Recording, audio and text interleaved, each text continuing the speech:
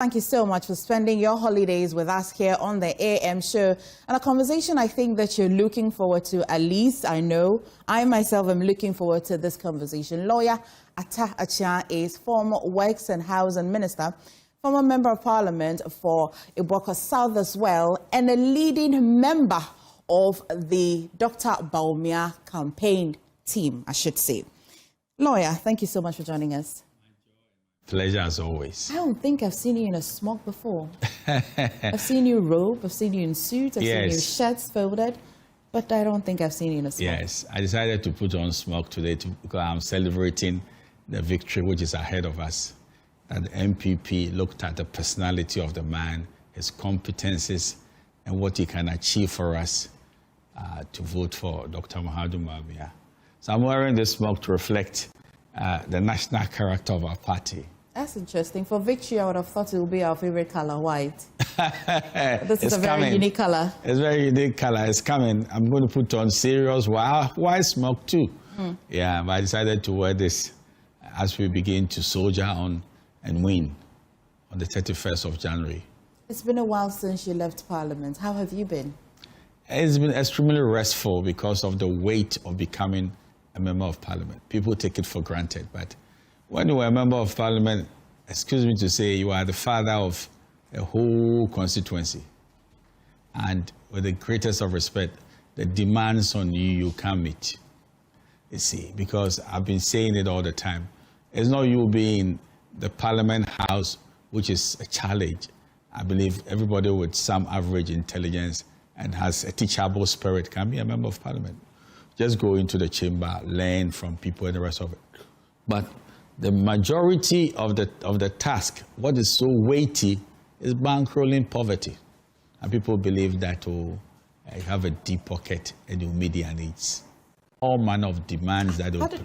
How did constituents come up with that impression? And it looks to me as though we have lived with that impression. A member of Parliament is rich. He must be able to do everything that I need. And it sounds as well that it gives a lot of pressure to members of Parliament. How do you think we arrived at this impression? Well, it's unfortunate how it came to be because it begins with how you become a member of Parliament. Okay. You become a member of Parliament and somebody was making a mockery out of it that some people were in a room and they are having their own personal problems and poverty challenges. And then you were behind the door and you said, look, I'm coming to help you. Then they tell you that before you come in to help us, pay us our gate fee. So, excuse me to say, it's a very funny culture we have evolved that, look, you cannot serve us unless we sack you, we take sufficient money from you.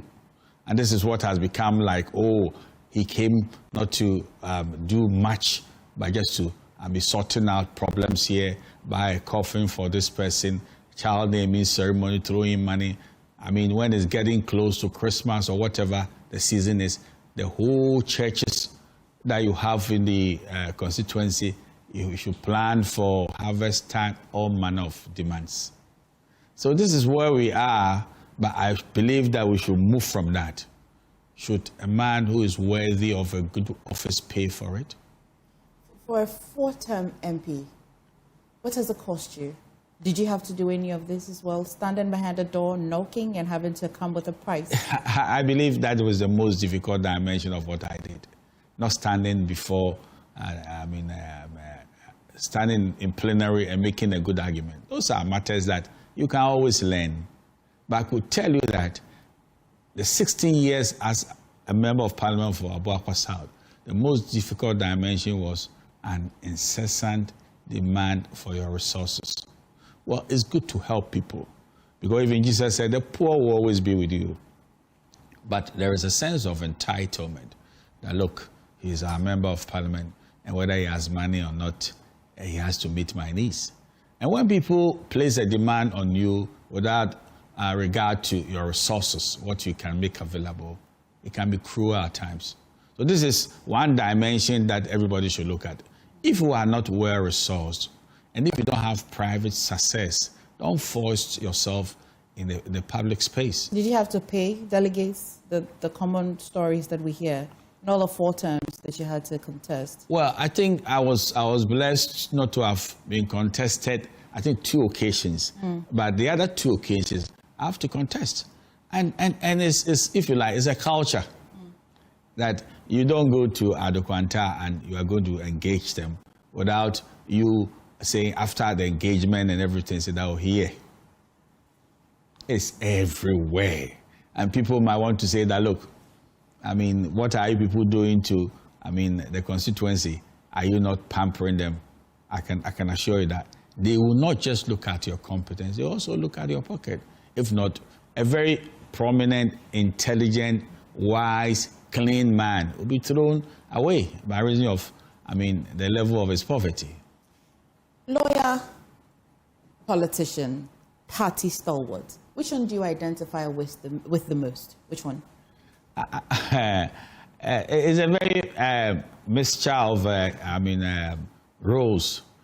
But so far, I can say that I'm back to the legal practice and I'm enjoying it because for once, I don't have a queue and, people entering your space because they think that, oh, you are the member of parliament. I'm relieved.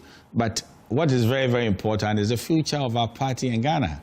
And that's my serious assignment for now. And how is Ghana beyond President Mahama? And I'm of the humble view that Dr. Bawumia is a very competent, a very neat individual, a well-cultured man, that we should tap into the abilities God has given him. And we can rise as a very, very powerful nation with him.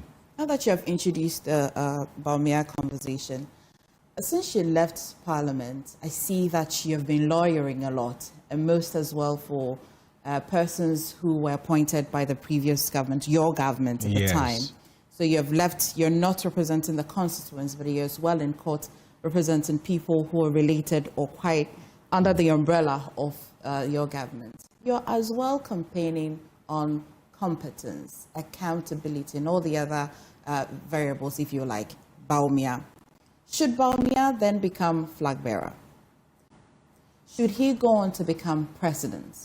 And then the people who are being investigated, who were under his regime, are found guilty, culpable. Where will we draw the balance?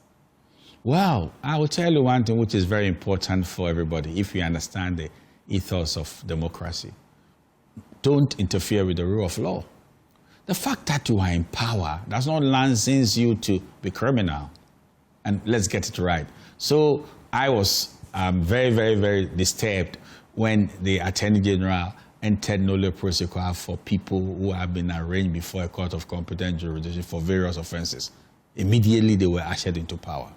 So what will happen? If Bawumia should be president, and it is found that, oh, an NPP individual has fallen foul of the law, I'm of the view that let due process run. Let it continue. Would it be a problem of a person who is an Attorney General or the law that allows the Attorney General to enter nolle prosequi? I ask, what do you think is the problem? Is it the law as we have it, because then people can hide behind the law? Or it is the person who occupies a particular role? It is the democratic posture of the government. Attorney General will not function that way, that I've entered nolle prosequi, when it has, serious, financial consequences as well, and people who have been arraigned and even somewhere, on trial. So it is a political decision. It's not because of the fact that you have the power to enter nolle prosequi, but that is a decision of the NDC, that we don't believe that these individuals should be prosecuted. And that was the end of the matter, because by the law, as you are trying to draw on, he didn't assign reasons why, somebody, should continue being prosecuted. But I'm sure one of these days it will be tested in the Supreme Court as to whether or not it could be at the whim and caprice of the government and by extension the Attorney General. One of the star cases, I like to call it the star cases, of course, is the Dubois. Now when I see you, I just can't help but remember the Dubois case. What exactly are you in court for Dubois?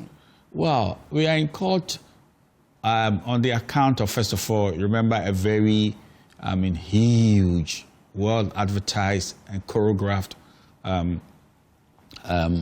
press conference that this individual has stolen 49.1 million Ghana cedis under the guise of giving Ghana a cyber security system, and he's opened a private account which was a receptacle of the proceeds of a crime, and he owns houses, and he has a house in London and the rest of it.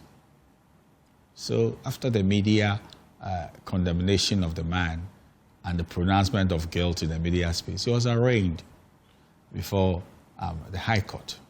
And that's when I've come in, and then we are proceeding. We are with the second prosecution witness. The cross-examination is continuing.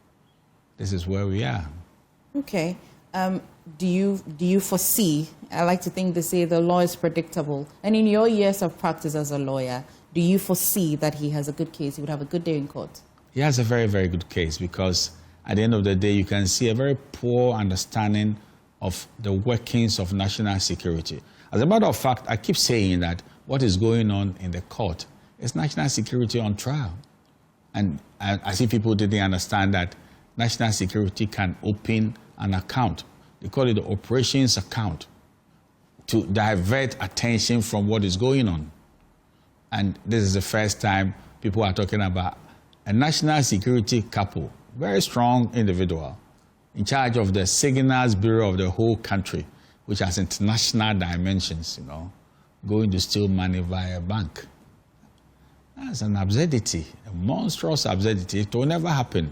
But people didn't appreciate what is going on. If we bring the conversation home, would it mean that this private account that the Attorney General is purporting that he had transferred a certain amount of money into would be this particular, the operations account? Yeah, it was an operations account. In fact, there is evidence of the National Security Coordinator writing for the opening of the account. Okay. And there is evidence of the National Security Coordinator issuing checks to be placed in the account. Okay. So is it clearly named an operations account, or it is in his name? No, it was in the name of B.N.C Communications Limited. So the directors of this company do not have any linkage to him and his family at all? No, the wife who is the secretary to the account is what we call a sworn operative of the national security. So, for example, if the national security wants to have confidentiality and secrecy, they could say that, look, find somebody you trust, and let's use a person as the face for an account. Is there any conflict of interest at all? At all, because at the end of the day, it's not the face that controls the account, but the National Security Coordinator who decides how the monies are spent. Is this by practice? Is this what happens, or this is some bespoke arrangement for him particularly? Anywhere in the world, the operations of the national security can come through all manner of ways that ordinary people might not even understand. But let me pose this question. Who wants to steal money via a bank? Maybe sometimes you don't think that you'll be caught soon. I don't think this is the case, because they are originating documents from the National Security Coordinator, and it is clear that they wanted this account open. And they said the 49.1 million was intended for the purchase of a cyber security gadget. Was it used? And it was never supplied. There is preponderating evidence, if I not preponderating evidence, but conclusive evidence that these machines are being used. And President Mahama even gave a hint that, we will track you. That is a machine that they are using now. What do you think is the intention of the government or the Attorney General?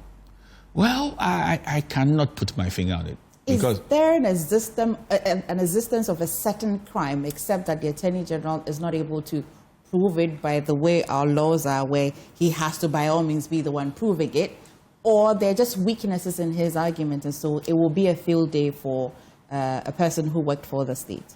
Well, I believe that I don't want to sound condescending or try to, insult the intelligence of the attention. I am of the view that ab initio, and in terms of the law, matters of national security have internal redress. You get the point? So that if somebody is an operative and becomes rogue, what happens is that they refer the matter internally, and even there's a tribunal that they will look at the matters, and then they understand what has gone wrong. But I believe that there was an over-advertisement of this case. But the evidential support, in the court of competent jurisdiction is very anemic. And that is the challenge because, if you got even a prosecution witness trying to explain that, but these things are what we do, and the very account is a national security account and not a private account. At least much to be desired, but this is what happened. I don't know whether there is an over-dramatization that, let's be seen to be prosecuting people. And madam, we should be very mindful of the fact that it is easy to do your razzmatazz in the public and in the media space, but it's extremely difficult to prove that this is a case which is beyond reasonable doubt, and therefore you secure conviction. The two are not the same. What has been your greatest challenge being a lawyer for Edubwahin? How did you even become the lawyer for Edubwahin? And what has been the greatest challenge so far? Well, my greatest challenge is the fact that it took some time for the truth to dawn, or is dawning, that indeed and in fact this is a national security matter. So to separate a national security matter from a private theft, I believe was a difficulty for the Attorney General. But as they fielded their second witness, it's becoming abundantly clear that, we are treading on national security territory. Is this maybe for your choice of presidential candidates, Dr. Bawumia, and the people that you represent in court, would it be fair if I think in my mind that you're protecting, you're shielding the members of your previous government? I don't think so. I will not shield anybody. I will not encourage anybody to be a thief. But guess what? No doctor prays that people should be sick. But when they get sick, even in the very Constitution, they have a recourse to defense counsel. So, for example, if there's a case of medical negligence, which somebody might say tantamount to murder or whatever, or there was some serious matter, well, you need to defend the people according to law. But no lawyer is licensed to promote criminality. That is not our remit. Our remit is that, can you aid somebody within the remit of the law as, he's facing justice? That is all. But I do not believe that for the world of me, I'll be the one trying to encourage people in my party or anywhere that, look, crime is good. And the more you commit crimes, the better my bank account. Okay. And so the biggest challenge for you in this case is how the reality of this particular case it took some time. On you. Okay. It took some time because at the end of the day, as I said, it was the first time that you are guilty before we go for the trial. This was because of the way the Attorney General presented the matter? Highfalutin. For me, it is wrong. I don't believe that you should go into the public space, the media space, and pronounce a man guilty. The power to do so is not with the Attorney General, it's with the court. The Attorney General is just to have a good dossier. The Attorney General is supposed to, present his case. And guess what? Even by the law, the Attorney General is supposed to furnish the court with matters which are exculpatory of the accused person. The Attorney General is not there to say that, look, my joy is to get somebody in prison, but to present the case in accordance with law. So if the Attorney General is having documents that will aid the accused person and show his innocence, Attorney General is not supposed to keep the document. And this is one of the, I forgot to tell, that's one of the serious challenges I believe I've gone through. I believe that there were moments that we filed for disclosures, and we didn't get it. And that was very serious. Did you think that these disclosures existed? Or they didn't exist? Oh, they did. They existed. For example, they brought a whole bank statement that a considerable part of the pages had been taken away. Have you seen a bank statement that is challenged that way? Did the Attorney General accept that a considerable part of that account? They didn't cite national security references? Well, then even if they said that, then why are they in court? See? as if you are arguing my case for me, that why would you do that? The undertones are national security. But that was a very serious bank account that, I mean, all that will help to show even the monies from this point to this point and the rest of it. I think about 87 pages were missing. Have you been provided with this document yet? No, to date, I don't have it. What would you do then? How are you going to go around it? Well, I pray to God that I can see that you have a legal mind. I don't know whether you're a lawyer. No, I'm not. If I'm not careful, I'll be doing my case in the media space. That's fair. So please. Let's explore the time when you were Works and Housing Minister. I'm just focused on the Saglemi housing project. What kind of Saglemi housing projects did you inherit? Yeah. And where did you leave it at the time of your exit? Well, the Saglemi housing project was a good idea. If you look at the facts, the contractor had the benefit of 200 million United States dollars, and it should deliver 5,000 housing units at Saglemi, and for the good people of Ghana. And unfortunately, the contractor could not even do half the project. There were no amenities for the project in terms of water connections and the rest of it.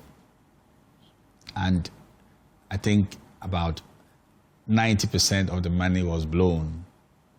So when we came to power, we were surprised that what has happened.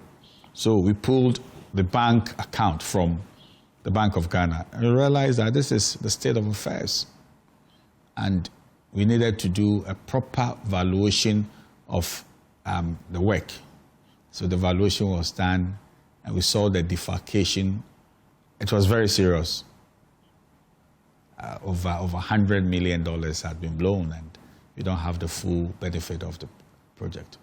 The president said we should bring the matter to the CID so that they go into the matter. Then we did that.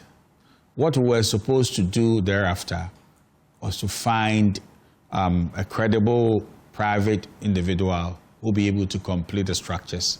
And then, I mean, we'll be able to give it to the good people of Ghana. And that was the struggle that we're going through until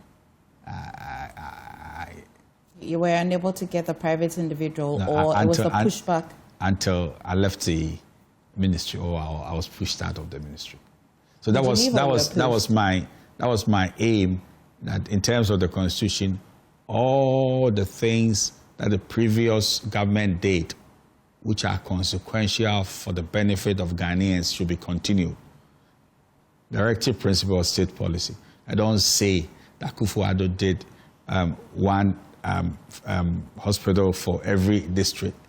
And when a district should have a hospital, it's good for the people, but there's a regime change. Therefore, I'm going to abandon all the projects. And then you see that a potential hospital will be at the mercy of the vagaries of the weather, and then it becomes useless. I don't believe. How did you feel about your removal at the Works and Housing Ministry? Were you mentally prepared? Did you see it coming? I didn't see it coming at all. I thought that if there is the necessity to push me out of the government, the president should have what I call the bowels of mercy and call me. For one or two reasons, or by a sheer fact that I don't want to explain, you will no longer be part of my government.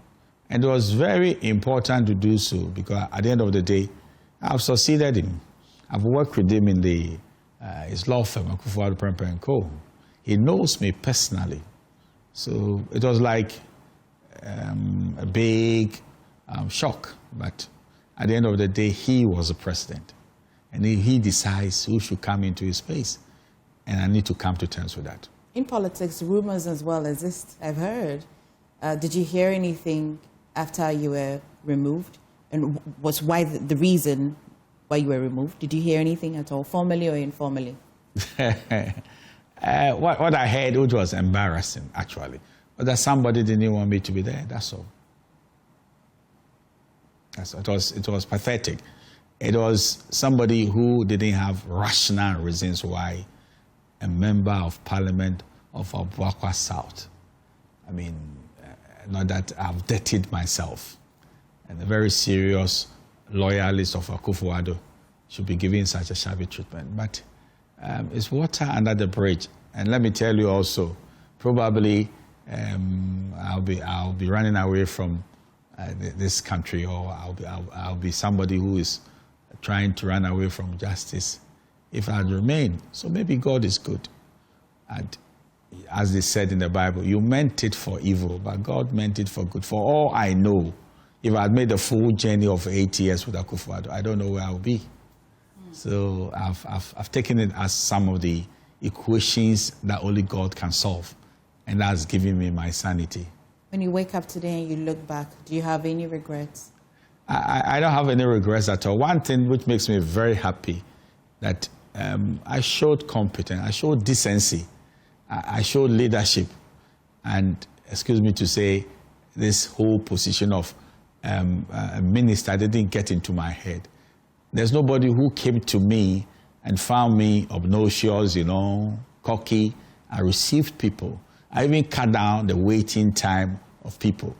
That I'll go to the reception all the time and say, oh, madam, your letter is not ready. Can you come tomorrow? Because I was a bit unhappy with situations in which somebody is in your waiting room for 3 hours. The individual has not prayed for 1 hour and got up and is coming to her. Who are you, Atta Akyea, that people are sitting in your reception for 3 hours? Those kind of arrangements were, not too good. And I decided that let me serve people rather than being a lord over people. This person who didn't want you to be there, do they know that you know? Oh, he's aware. He's 100% aware what he did. And I leave it to God. Have you spoken to him? I've had moments of conversations with him, and he even came to my house to have a meal. My wife was there to serve him and the rest of it. By this time, he knew that you knew about this? Yes. I think maybe he realized the folly of trying to mess up another man. Yeah, but guess what? Some of these things, they have serious consequences. That if you believe that somebody should not be in this Joy FM space, and you use your clout, whatever arrangement, to kick out that person, there are consequences because of the fact that this sowing and reaping principle will always catch up with everybody. I'm fascinated by the fact that Dr. Bawumia belonged to that government. And surely there would not be a change in ministerial position or any other thing related to that government that he would not know. And so it's quite admirable that you still choose him as your option to lead this country. Why? I do not think he had power over ministerial appointments. I must be very honest with you. And people do not know the role that Dr. Bawumia was playing. A lot of people, who have very funny views because of their parochial interests, to always ascribe what he didn't have to him. At all. And I'm sure that if he had the choice, he would have maintained me. Yeah, because I worked with him on some lines, and he saw me that I was a competent person. So I do not believe that Dr. Bawumia had the power to be appointing ministers. Like somebody said, I was slated to become a minister for finance, but Dr. Bawumia stopped it. I found it very weird that person was saying that. He didn't have the clout at all. He was playing an advisory role. And guess what? Every advice will have a recipient of the advice.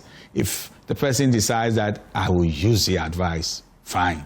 If the person says, I won't use the advice, that is the end of the matter. Is it what the party or the government decided to turn him into, or it's just like a texture of our laws that makes the vice president nearly doing almost nothing? Brilliant. I thank you for what you said, because he's supposed to assist the president. What if the president should rebuff him? I don't need your assistance. What are you going to do? You could see, the tiff between President Rawlings and Vice President Akyea. You saw it. It nearly became physical. So it is the president giving you the space to function as he ought, which matters. I've heard people who are so cruel that he was in charge of the economy. He wasn't in charge of the economy. If they took the budget to Parliament, you will see that the budget of President Nana Addo Dankwa Akufo-Addo for the year, whatever, and the one who is going to read the budget is the finance minister. So, excuse me to say, a lot of people are cruel, and it serves their parochial interest and their political shenanigans to attribute all the troubles of Akufo-Addo to Dr. Bawumia. Dr. Bawumia was not the president of Ghana, and he uses this metaphor. People want to joke with it. It's a driver and a mate. A mate could sound a warning. Oh, driver, you're overspeeding. He is applying the systems. If he says he wants to speed them more and disregard your advice, what is that going to be like? How did you get off the bus? How are you going to do it? You either tell them to stop or you jump off. How are you going to do it? Do you want to, excuse me, say, bring the government system down? Have you seen situations like that? Sometimes you can endure because of the harmony of governance. If you want the harmony of governance to go on, it should be so. It should be like, excuse me to say, another glorified coup d'etat. The vice president who's been sworn in is exited the government. But if you look at the way the Constitution makes provision for him, he is supposed to assist the president, advise the president, which means that if I wanted to hold the vice president to account, it would be very difficult. It's very inconspicuous. So if he wanted to leave, he could also leave very inconspicuously. Well, it depends on how you want to see the harmony, the unity of the country and the governmental setup. You see, if you remember when people congregated and said they don't want the finance minister, the system was shaking a lot, you see. So sometimes some people look at the long-run consequences of you not being able to stick in there and endure. Some people can't endure at all. You've heard a lot of people who can fight openly and do all manner of things and becoming of leadership. So I believe that he showed shock absorbers. He showed maturity. He served President Akufo-Addo faithfully, and he has the competence to lead this country. There's no dispute about it. Where do you draw the competency from? Well, I think Ghana is about to have, for the first time, a president who is an economist. Look at this latest development that people are touting, the gold reserve arrangement. Now, the evidence is pointing to the fact that he brought about this arrangement. Why? For the purpose of giving substance to our currency. And I'm glad that when President Mahama came into power, he's not jettisoning it, and they've built on it. The only problem is that, are we having serious gold reserve at the expense of the environment? That is the balance that I think that President Mahama should look at, because people are now giving gold to the state. Bank of Ghana is giving the gold board a lot of money to purchase gold. Where is the gold coming from? Are they coming from our rivers? Are the gold coming from cemeteries? Very sacred places that you shouldn't go for gold. People are doing the gold business because the government is ready to buy. So the currency might be strong on the basis of the reserves and the rest of it, but is it at the expense of the environment? This is one area that the president should look at. How do we cure this challenge of the role of a vice president? If you look at the Constitution review, would you have thought that Constitution review would also look at that? Because then I hear people say the vice president suffered from what he indirectly wasn't part of, though we say he's part of the government. It's very difficult for us to want to separate him. We hear arguments, I don't know, he was just, advising, he was part of it. How can the Constitution, or how can we cure it? How can we give a firm grounding position to a vice president that we can as well hold accountably, so we don't have the challenge of I was the mate, I was the mechanic, I was the driver? Well, I can't envisage a constitutional arrangement that you have two presidents. Okay. So one, the buck stops with one individual, and the second one is supposed to assist him. So I can see a situation in which you have a president who believes in the vice president, and some roles are assigned him. For example, I've told you about this, gold reserves arrangement. What about the drone system? That was his initiative, that people might be living in some areas that they need medical help, and you ferry, drugs via drones for their purposes. The whole of the address system. If what the current health minister said is anything to go by, it's as if the idea was good, but then start to cost us huge sums of money and not living up to its core purpose. Well, I don't have the full extent of what he's saying, but who will say that delivering good drugs to where it matters is a bad idea? If there were some people who always try to interfere with the arrangements, and sometimes they think it's only politicians. Some technocrats are equally terrible, and they even mess up politicians. So if your oversight is not very strong, they begin to blame you for whatever it is. So a lot of things have happened that he had a space to really do. The other aspirants, the other aspirants racing for the same, say that, why try him again? Well, it's eminently sensible that he's given another chance. The history of our electoral system and victories are clear. If you pay regard to what happened to President Kufuor, first of all, he was advertised and he had 39%. The party, in its wisdom, said, well, are you not going to start from ground zero and bring another person? He went again. President Nana Addo Dankwa Akufo-Addo 3 times. Even the worst case scenario now, if you go into, the space of our adversaries, the NDC, look at what happened to the current president. 1 million votes. You say that if the delegates vote for him and choose him January 31, and then he goes on to become Ghana's president, it will be the first time we'd have an economist. That is so. That is so. What else makes him very different? It makes it so different that he's in charge. What else makes him different from the other 4? I do not believe that when you look at the other 4, any of them has the exposure he's had. And I want to say it again. They are not going to be tested. You should bear that in mind, that they will be at ground zero as NDC, in the sense that NDC is going to have an internal combustion, which is very serious, because now President Mahama is no longer there. They will need to fight hard. Somebody will come out. Now that person will have to be advertised. He's been advertised already. And guess what? At his debut, he had 41.7%. So trying to add 9% or 10% so that he crosses the 50+1, which is easier.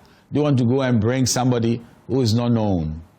Every filthy thing has been said about this man, Dr. Muhammadu Bawumia, and guess what? He's never been tainted with corruption. His character is not dented. So this is the best individual in terms of comparative advantage that the NPP needs. When or if he is voted for and he becomes the NPP's flag bearer, what challenge do you envisage he would encounter in becoming the president? What challenge? Well, I believe that the first assignment is to bring the party together again. The issue of primaries is always a bitter contest. Is it? Yeah, because of monetary considerations and, insults that people trade and the rest of it. So, and he has a personality, a decent person. He has not been trading insults. Have you monitored him? People take the microphone and instead of churning out ideas for the future of this country, they are just trading insults. He has shown decency, a well-cultured man. So I'm sure the kind of personality asset he has is going to begin to work, the party together and heal the pain. And then I'm sure Ghanaians from this year, they are going to see the alternative government. I wouldn't be surprised that he roll out a budget, has the opposition budget, and he has the competence to do so. And Ghanaians are going to say, now how do you say that looking at Dr. Mahamudu Bawumia, he pitting strength against Mr. Sidu Nketia, who is coming for the first time, who should be given the chance to rule Ghana, the wealth of experience he has, and the rest of it. So back to the party. What kind of pain will he be healing? What's going on in the party? Who's hurt? Who's well, I've told you about competitions, and when people are competing, sometimes likely to come out scathed, eh? Obviously, and hurt, monetary losses, blindness for the first time. I mean, you see your own blindness. Oh, but why did I do this to myself? Why didn't I leave this, fight? But the fever of campaign will blind the man. He believes he's also bound to be president of Ghana. And guess what? Even by arithmetic, only one person will become the flag bearer and the president. So all the pain associated with contest, you need to handle and deal with. Because you need unity as a very strong driving force to unseat NDC government. In Ghana, a few things are true. Religion, culture, literacy level, all these form the decision-making of the electorate. Would religion be a problem? In fact, there is a wealth of evidence, that what happened last time was not a religious decision. I could tell you that the research abounds. If you pay regard to the Akyea report at the instance of the party, religion was not a factor why NPP lost. The Conrad Adenho report, the Musa Dankwa, Global Info Analytics also said the same thing. In fact, there was a whole group of university lecturers who put together data and research, and it came out clearly that religion was not the reason why, he didn't become the president of Ghana. And guess what? I have data to the effect that NPP fielded 236 Christian parliamentary candidates. Madam, that is a huge number out of 276. So if religion was the factor, why didn't we sweep, the parliamentary votes and have majority in parliament? So it is the convenience of individuals that we can never have a Muslim as a president of Ghana. And that is something which is not consistent with the Constitution. As a matter of fact, the Constitution actually believes that we should have a country where there's unity. We should promote it. If you give me a second, I could give you the constitutional provision that it is very necessary that we do not go tribal at all. We should be a Ghana where merit is respected, competence is respected, and a man should lead Ghana by the strength of his integrity of character. You say merit? Yes. So let me quote Article 35:5. The state shall actively promote the integration of the people of Ghana, integration of the nation, and not the division of the nation by way of tribal lines or religion, and prohibit discrimination and prejudice on grounds of place of origin, circumstances of birth, ethnic origin, gender, religion, creed, or other beliefs. This is the Bible we've subscribed to. So why should somebody begin to project, religion as a factor in national governance, or, if you like, tribe? So a lot of people profit from this. We can have a Muslim leading Ghana. What is the basis of that? And has Dr. Mahamudu Bawumia posited that if he becomes the president of Ghana, all the good churches like Reverend Ochabo's church, Archbishop Duncan Williams' church is going to break it down and erect mosques for everybody to become a Muslim? Did you not even see him that on the crossover, He was in Reverend Tabo's church just to endorse the fact that I respect what the Christians are doing and they should have freedom of religion. So all those who are touting these things and is their propaganda weapon that he can't be president, excuse me to say that they are wayward and we should stop this divisive politics. It wouldn't help Ghana. Yesterday, I sat down with a former Deputy Finance Minister, Kweku Kwarteng, who believes that Ghana needs a brutal leader. Ghana needs a person whose character takes the form and shape of Kennedy Agyapong. What do you say to that? He wants to say that Ghana needs somebody who can control his temper. Pathetic. Would tough love, would somebody who likes to use tough love amount to somebody who has temper? You see, let me tell you that when a man is decisive and is a man of courage, he's not toxic. Anger is not equal to boldness. We should know the difference. When a man is very angry, you understand, it doesn't mean he's bold. And I could tell you that the kind of temperament you need to put the nation together is not what Kennedy or Agyapong has. He cites many precedents in previous regimes that they have been quite gentle, they are not brutal. Maybe he didn't use the word brutal, but that's the idea, that's the impression that I got when I had the conversation. But he meant that we've tried his nature and type over the seasons and over the regimes, and then Ghana is still where it is. So it's about time we give it a bit of kick. That's what he believes. Was President Kufuor caustic in his language? Did President Kufuor suffer verbal diarrhea? Was Kufuor insulting? But look at his governance.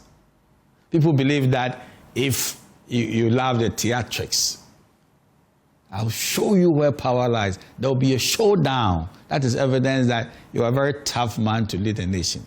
Even, let me tell you, President Rawlings, you know, go sit down and meet them cheaters every day. He repented from dead works and he came under the governance of the rule of law via the Constitution.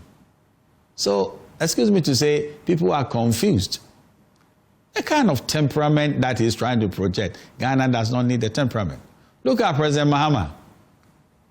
President Mahama is done 1 year and he has a lot of enemies. Has he taken clubs, chasing them? Have you heard him trying to insult somebody that he has a lot of people that he has to insult? When I asked him partly this question, he said that he acknowledges that every character has its excesses. But the other part of the character which he admires is what he thinks we need. Is Ghana going to spend good time to manage the temperament of a president? We spend good time, even bring experts to come and help him overhaul his character. A full-blown man, a man who is 60 already. You've heard people say you can't straighten up a hunchback. There's a lot of truth in that, in the sense that at the end of the day, when a man is already formed, it's difficult to overhaul him. And let me tell you one of the things that people don't see. When you assume the office, whatever is in you will be magnified. So we don't have to gamble. What we are seeing, and even the fact that the NDC believes that, oh, he's the one that should win the primaries, should warn Ghanaians that, oh, why is NDC interested that Kennedy should be the next president? Because he's the easy one to beat. They just go and bring the mountain of videos about what he said against everybody and how everybody, I mean, is stupid and he is the wisest person and he has a lot of business sense and he's touting his properties. He doesn't want to pinpoint where his factories are because the revenue authorities might pursue him and exact tax from him and the rest of it. So the NDC will be happy with the weakest man in the contest. And that should be a warning to the delegates. That if you brought Kennedy, oh, you've given the NDC an automatic second term. Meanwhile, they are supposed to end their term this time around because they'll bring a new person who is new, measured against Dr. Bawumia. I mean, it's like day and night. And then that is the opportunity for NPP to come back. Ghana's election population is quite dominated by the young people. How is he appealing to the young people? I must tell you, during the last campaign, I think he's a terrible dancer. Well, that's just by the way. These are your words, no? That's by the way. They appeal to the young people. What is the appeal? You should find out what is the appeal about. You work with data. Have you looked into that? If you insult much, if you get angry a lot, is it a good example for the young people? No comparison at all. Him as a person. I've gone past the other candidates. Yes. I'm now him. Ghana's population, very tech savvy. They're on social media. Younger people, if you look at the age group, I'm asking that because they may have not lived in certain era to make informed decisions. How then is the message getting to them? How will the message get to them after he wins during campaign? You mean Dr. Bawumia wins? Of course. It started already. It's already. Look at this whole digital world, which the young people subscribe to. He midwifed it. I'm telling you, for Ghana, and right now you can use your phone to transfer money, and it doesn't matter whether it's across the various operators. He's shown that he's a man of the moment. Globalization is getting to do with the technology of the digital age, and he's shown it. And I'm telling you that he will appeal to them. The economic rollout that he'll bring will minister to a majority of the young people. They will see that this is an economic guru who's going to wipe out poverty so they get jobs. Look at now the operators of Momo. It's just one idea, and a lot of people have been hired. I'm told that the figures are huge. The people who now operate Momo just because of one idea. So when you build one factory and want to tout, your credentials that you can run a country, that's pathetic. As a Muslim, is he taking any of the prophecies that have come seriously at all? Well, you yourself, you know the chaos that they are attributing to God. I'm embarrassed that some people believe in some of these prophecies, because is it God who is saying that Kennedy will win? And is it God who is saying that Dr. Muhammad Bawumia will win? And God is not an author of confusion. So, madam, I wouldn't want to place too much emphasis on these prophecies and how it's weighing him down or giving him sleepless night. But I could tell you that on the ground, the majority of Ghanaians believe that when he is at 41.7%, adding a couple of percentages for us to get to the next president, an economist of consequence, a man with a clean record, a man that the NDC and the entire country has not tainted him with corruption, he has a comparative advantage over the rest of them. And I know the delegates are going to vote him in. And I know by consequence also he become the next president of Ghana. There's no dispute about it. Atta Akyea, thank you so much for spending your holiday morning with us here. The time comes quickly. Oh, too quick, I thought I was going to delve into my man. But I know that God is going to give him the victory. You mean Dr. Bawumia? Oh, Dr. Bawumia. We have extensively dealt. Oh, I didn't feel it at all. But if you have something to talk, I'll give you a minute to as well. Okay. In 1 minute, I'll tell the delegates that they shouldn't play lottery with the future of this country. There is a track record that what they did for President Kufuor, they gave him a second chance.